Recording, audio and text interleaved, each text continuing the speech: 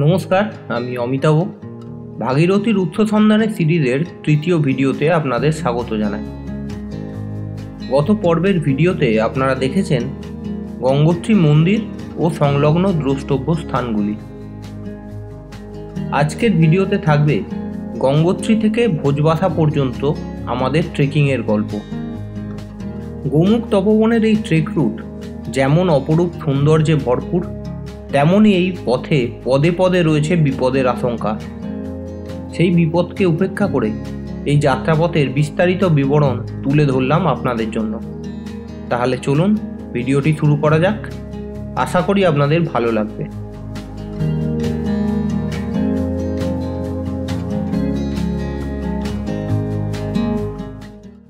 পুজো দেওয়া তো কমপ্লিট আমাদের, আর এবার আমরা এসেছি ব্রেকফাস্ট করতে। বাজে 8টা, আর ব্রেকফাস্টে আজকে আছে আলুর পরোটা আর আচার, যদিও আমি আচারটা খাচ্ছি না। তো ব্রেকফাস্ট করেই বেরিয়ে যাব। আর দুজনের সাথে আপনাদের পরিচয় করিয়ে দিই, সেটা কিন্তু এখনও করানো হয়নি। এই দুজন দিদি আছে আমাদের সাথে। আমি সায়নী। হ্যালো, আমি দেবশ্রী। সবাই কলকাতা থেকে, সবাই চেনাশোনা, সবাই দিল্লি থেকে। তোমার তো ওখানে দেখিয়ে দিয়েছে, হ্যাঁ, আর একবার দেখিয়েও দিই। আমি দিল্লি থেকে এসেছি। সবাইকে দেখিয়ে দিলাম, আর এবার আমরা ব্রেকফাস্টটা করেই স্টার্ট করে দেবো। গঙ্গোত্রী মন্দিরের পাশ দিয়েই সিঁড়ি উঠে গেছে। এই সিঁড়ি দিয়ে প্রথমে উঠতে হবে। চলুন, আমাদের ট্রেক স্টার্ট হয়ে গেল। চলুন। জাস্ট গঙ্গোত্রী মন্দির থেকে ফার্স্ট চড়াইটা উঠলাম, এবং এতেই দমের যে অবস্থা। এবার দেখে নিন কোথা থেকে এলাম। খালি 250-300 সিঁড়ির মধ্যে এতখানি স্টিপ হাইট। এরপর কিন্তু এরকম ফ্ল্যাট রাস্তা, আর বাকি সবাই উঠে পড়েছে। দুরন্ত ওয়েদার, দারুণ ওয়েদার, চারপাশ পুরো সবুজ হয়ে আছে। চলুন, এবার ফ্ল্যাট রাস্তা, এবার কিছুটা আরামেই হাঁটা যাবে। প্রথমটা স্টিপ থাকে সব জায়গাতেই। ট্রেকের শুরুতেই আমরা নিজেদের ছন্দে হাঁটা আরম্ভ করলাম। আমরা প্রত্যেকে নিজেদের রুকস্যাক ক্যারি করছি, তাই কষ্ট কিছুটা হচ্ছে।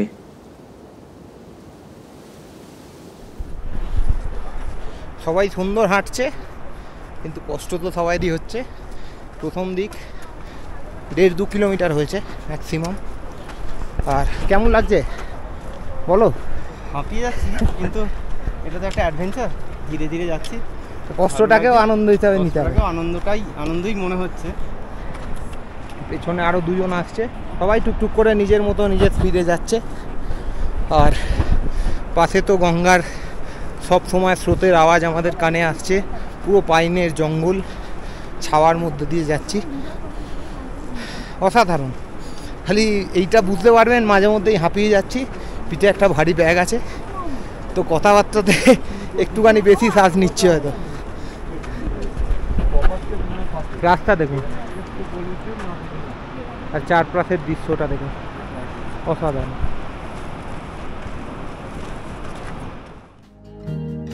এ পথের সৌন্দর্য অবর্ণনীয়। যেদিকেই তাকাবেন যেন ফ্রেমে বাঁধিয়ে রাখার মতো ক্যানভাস। সামনে দেখা যাচ্ছে বরফাবৃত সুদর্শন ও থেলু পর্বত।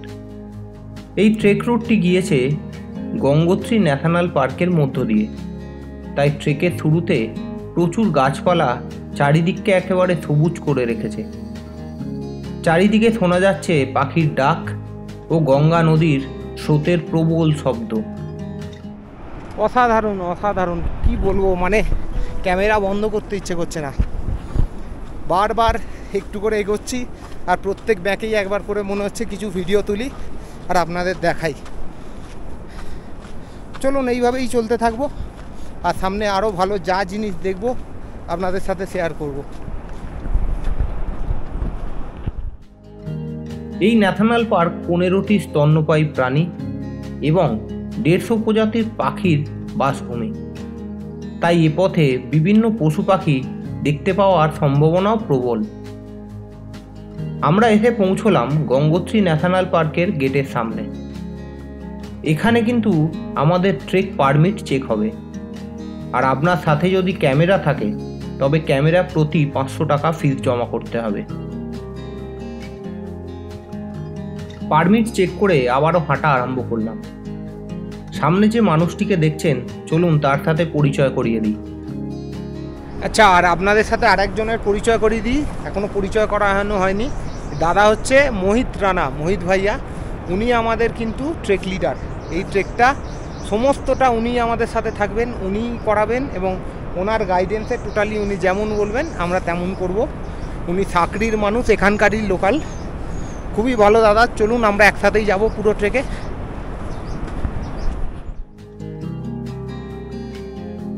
আমরা এই ট্রেকটিতে এসেছি কলকাতার একটি ট্রেক অর্গানাইজিং কোম্পানির সাথে, তাই এই ট্রেকে সমস্ত দায় দায়িত্বই তাদের। আমাদের পারমিট থেকে থাকা খাওয়া সমস্ত বন্দোবস্ত তারাই করেছেন। এতে আমাদের হেডেকও কমেছে অনেকটা। পরবর্তী কোনো একটি ভিডিওতে এই ট্রেকের পারমিট সংক্রান্ত সমস্ত ইনফরমেশান এবং এই ট্রেক এজেন্সি সম্পর্কে আপনাদের বিশদে বলবো।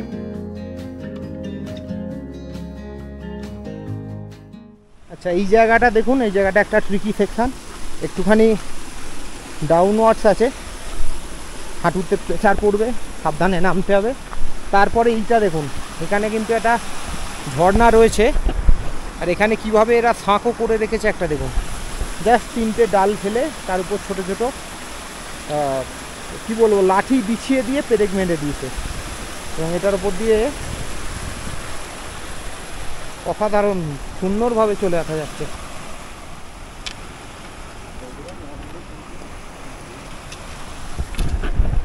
এরকম বেশ কিছু ট্রিকি সেকশান আছে, খুব একটা কিছু ব্যাপার না। আপনাদের কয়েকটা গাছও পরিচয় করিয়ে দিই। এই গাছগুলো হচ্ছে পিপলের গাছ। পিপল আপনারা সবাই শুনেছেন। আর তার পাশেই রয়েছে পাইনের গাছ, পাইনের কোনও হয়ে রয়েছে। আর আরেকটা জিনিস দেখাই, এখানে এই যে ঝোপের মধ্যে ছোট ছোট গাছগুলো হয়ে রয়েছে, এগুলো কিন্তু এখানে গঙ্গা তুলসী বলে। তুলসী পাতার মতোই গন্ধ, আমি একটুখানি ছিঁড়ে দেখাচ্ছি। প্রায় অনেকটা আমাদের ওখানে যে তুলসী পাতা পাওয়া যায় ঠিক সেই তুলসী পাতার মতো গন্ধ, এবং এটা এখানে নাম হচ্ছে গঙ্গা তুলসী। এবং এগুলোই কিন্তু নিচে গঙ্গোত্রীতে পুজোর সময় লাগে। আমরা যখন পুজো দিয়েছিলাম তখন এটা দিয়েছিল। তো এখানে এগুলো চারদিক ভর্তি রয়েছে। এই ট্রেক রুটে হাজারো এরকম মেডিসিনাল প্ল্যান্ট, আমরা তো অনেক কিছুই চিনি না, গাইড দাদা দেখিয়ে দেবে। প্রচুর পশু পাখি, বিভিন্ন ধরনের এন্ডেঞ্জার্ড স্পিসিস আমরা দেখতে পাবো আশা করি।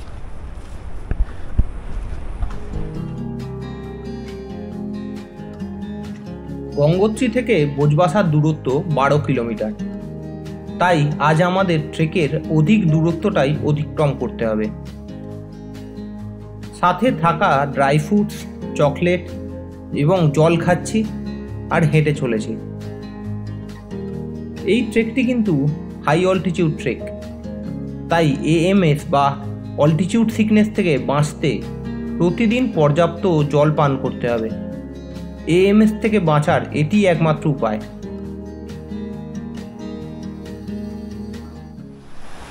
আবার এরকম একটা ব্রিজ এসছে, তাই আপনাদের দেখালাম। এটা কিন্তু আরেকটু বড়, আর এখানে নিচে দেখছেন পুরোই ধুলো, এবং আমাদের ট্রেকিং পোল নেওয়া হয়নি, কিছুটা অসুবিধা তো হচ্ছেই।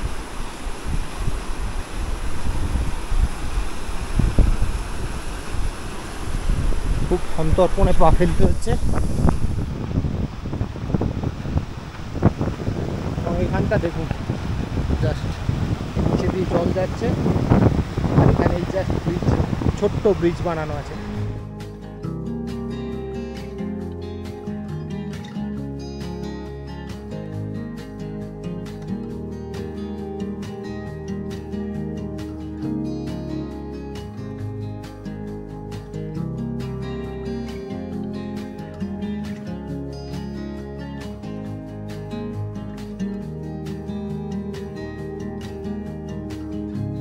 যে রাস্তাটা দিয়ে এলাম, রাস্তাটা কতটা সরু দেখুন, আর এই হচ্ছে ঘাট, এবং জাস্ট সোজা নেমে গেছে নিচে গঙ্গা। যেমনটা আপনাদের বলেছি, এ পথ যেমন অপরূপ তেমনই ভয়ঙ্কর। সমস্ত সময় আপনাকে সতর্ক থাকতে হবে। মুহূর্তের অসতর্কতা অনেক বড় বিপদ ডেকে আনতে পারে এই পথে। একটানা হাঁটতে হাঁটতে ক্লান্ত হয়ে পড়েছি, তাই রাস্তার ধারে পাথরের উপর বসে কিছুটা বিশ্রাম নিয়ে নিচ্ছি আর চারপাশের সৌন্দর্য চেটে পুটে উপভোগ করছি। কথাতেই আছে, সফর খুবসুরত হে মঞ্জিল সে ভি। সত্যি তাই, ডেস্টিনেশনে পৌঁছে কি সৌন্দর্য পাবো জানি না, তবে পথের সৌন্দর্য আমাদের মুগ্ধ করে তুলেছে।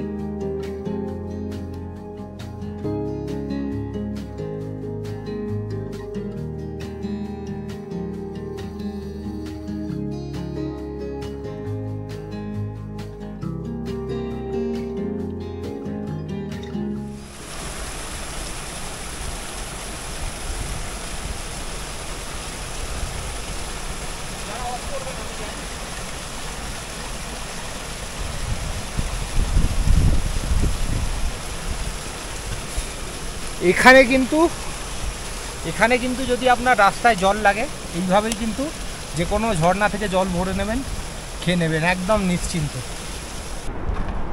আমরা বেরিয়েছিলাম 9টার সময় আর এখন বাজে 12টা, একদম পুরো 3 ঘন্টায় আমরা দেখতে পাচ্ছেন সামনেই চিরবাসা ক্যাম্প সাইট।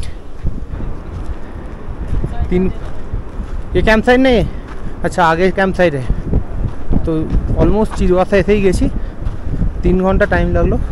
भैया कितने किलोमीटर है नीचे से? यहाँ से होगा अभी जो कैंप साइट है नहीं वो नहीं, नीचे से 5 किलोमीटर। 5 किलोमीटर आगे है, मैंने 5 किलोमीटर ऐसे ही गेलाम, खराब ना 3 घंटाয়। এই প্রথম আমাদের চোখের সামনে ধরা দিচ্ছে ভাগীরথী সিস্টার। বরফাবৃত ভাগীরথী 1, 2 এবং 3 পিক। এই পিকগুলি হিমালয়ান রেঞ্জের এক একটি গুরুত্বপূর্ণ পিক। আর সামনে যে সবুজ জঙ্গলটি দেখতে পাচ্ছেন ওটিই চিরবাসা।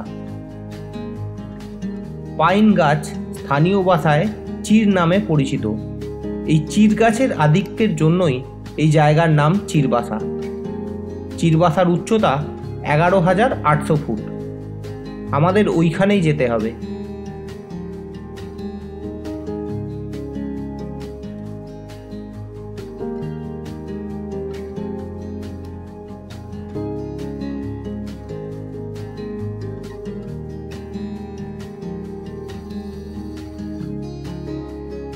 আর আমরা এখন আছি চিরবাসা ক্যাম্প সাইটে। এইটা হচ্ছে চিরবাসা ক্যাম্প সাইট। আপনারা দেখলেন যে রাস্তাটা দিয়ে এলাম, এই জাস্ট এই গেটটা দিয়ে প্রবেশ করবেন, করলেই চিরবাসা ক্যাম্প সাইট। এখানে একটা দোকান আছে, কিছু ছোটোখাটো ধাবা আছে। আগে কিন্তু এখানে অনেক দোকানপাট ছিল, থাকা যেত, সেগুলো এখন কিছুই নেই। আর টিম সবাই লাঞ্চ করছে, সবাই একটু ক্লান্ত, আবার একটু রেস্ট ফেস্ট নিয়ে, একটু নয় ভীষণ না, একটু নয় ভীষণ ক্লান্ত সবাই। তো এখানে একটুখানি সবাই ফ্রেশ হব, তারপর খাওয়া দাওয়া করে আবার স্টার্ট করব। ডালের পরোটা এবং আচার সহযোগে লাঞ্চ করে কিছুটা বিশ্রাম নিয়ে আবারও পথ চলা শুরু করলাম।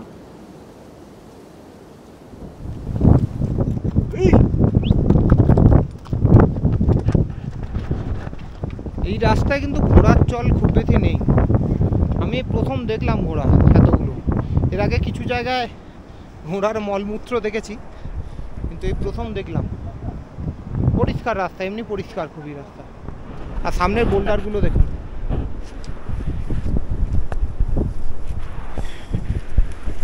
আমরা ভোজবাসা থেকে বেরিয়েছি, প্রায় 1-1.5 কিলোমিটার হয়ে গেল। এখনও প্রায় আমাদের 3 কিলোমিটার যেতে হবে। খালি একটাই কথা বলবো, শারীরিক ফিটনেসটা বাড়িয়ে নিয়ে তবে আসবেন। আমরা প্রত্যেকবার ভাবি হয় না, কিন্তু তাও ঠিক আছে, হয়ে যাচ্ছে। কিন্তু যদি নিজের ব্যাগ ক্যারি করেন আমাদের মতো, তো কিছুটা শারীরিক ফিটনেস অবশ্যই বাড়িয়ে নেবেন।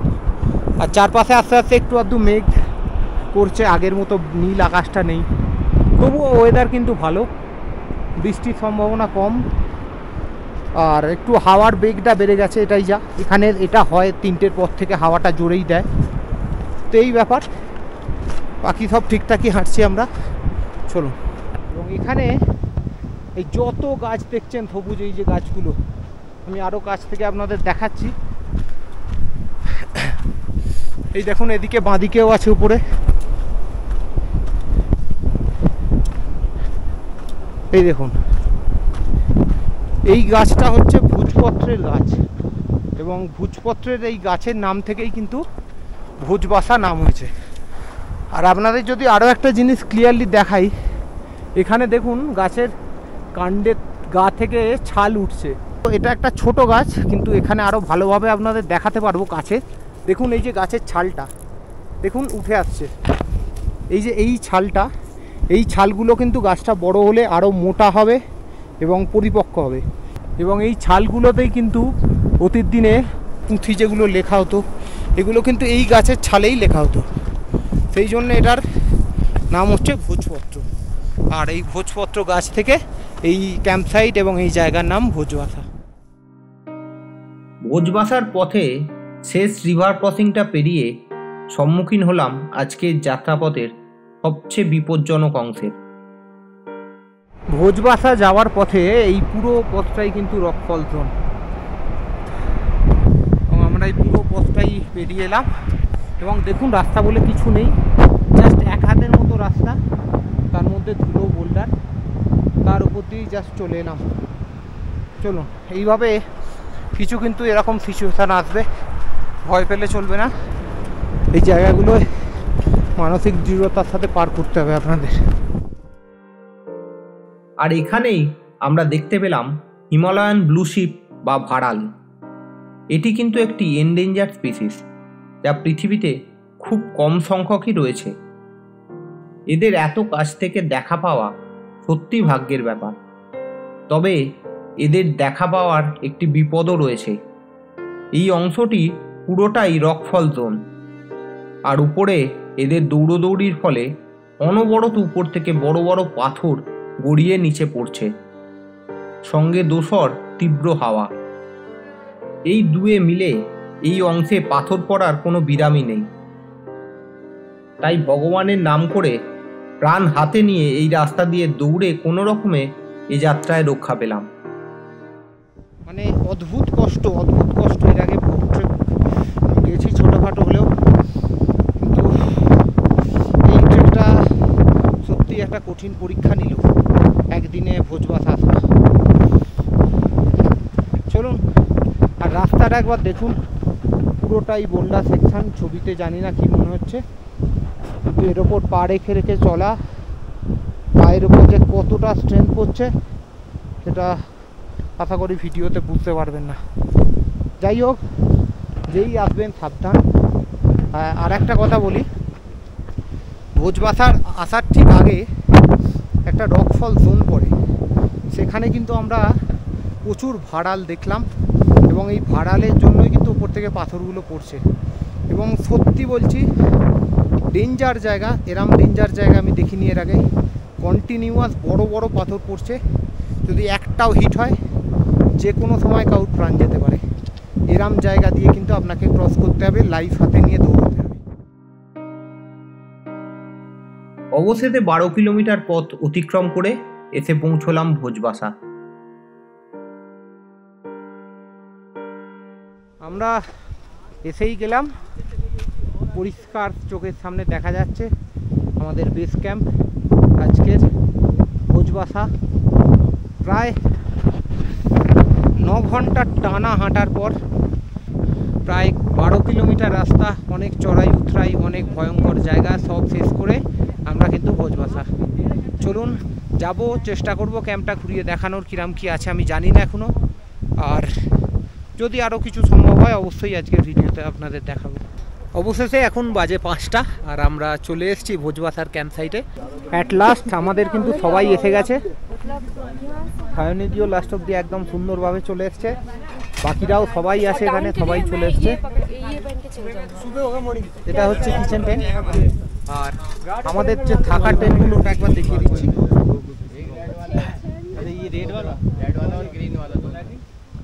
পিছনে দেখুন সবটাই ক্যাম্প, এখানে আপনি ক্যাম্প লাগাতে পারেন, এটা ক্যাম্প সাইট। তো আমরা ক্যাম্পেই থাকবো যাদের সাথে এসেছি। আর চলুন ক্যাম্পটাকে দেখিয়ে দিই। এইটা আমাদের ক্যাম্প, ইয়েলোটা।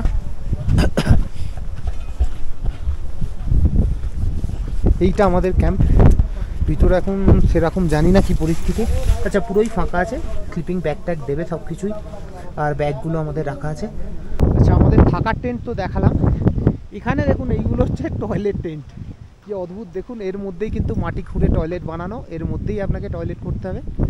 আর ঝড়ে মানে এখানে কিন্তু ঝোড়ো হাওয়া দেয় বিকালের পর থেকে, দুপুরের পর থেকে। দেখুন টেন্টটাকে বারবার টাঙাচ্ছে, কিরম হাওয়াতে এটা উল্টে যাচ্ছে বারবার। তো জানি না এখানে যদি আমরা টয়লেট করতে আসি, টয়লেট করতে করতেও কিন্তু এটা উড়ে যেতে পারে। চলুন আপনাদের লাঞ্চটা, একটু আগে ইভিনিং স্ন্যাক দিয়েছিল সেটা একবার দেখিয়ে দিই। আমাদের ইভিনিং স্ন্যাক্সে চা তো দেওয়াই হয়েছে, আর সাথে আছে ম্যাগি। আর এবার যেটা বলি, আজকের ভিডিওটা চেষ্টা করেছি আপনাদের সব কিছুই দেখানোর। মানে এদিকে অনেক কিছু, এখানে অনেক রকম বাধ্যবাধকতা থাকে, ব্যাটারি চার্জ কতটা দিতে পারবো না পারবো, তো যতটা পেরেছি আপনাদের দেখিয়েছি। আর ট্রেকটা কিন্তু চ্যালেঞ্জিং, এটা আমি বলতে পারি। কাউকে আমি ডিসঅ্যাটেন্ড করবো না, কিন্তু যদি আসার ইচ্ছে থাকে অবশ্যই নিজের ফিটনেস লেভেলটাকে একটু বাড়িয়ে নিয়ে আসবেন, তাতে কিন্তু আপনি অনেক বেশি এনজয় করতে পারবেন।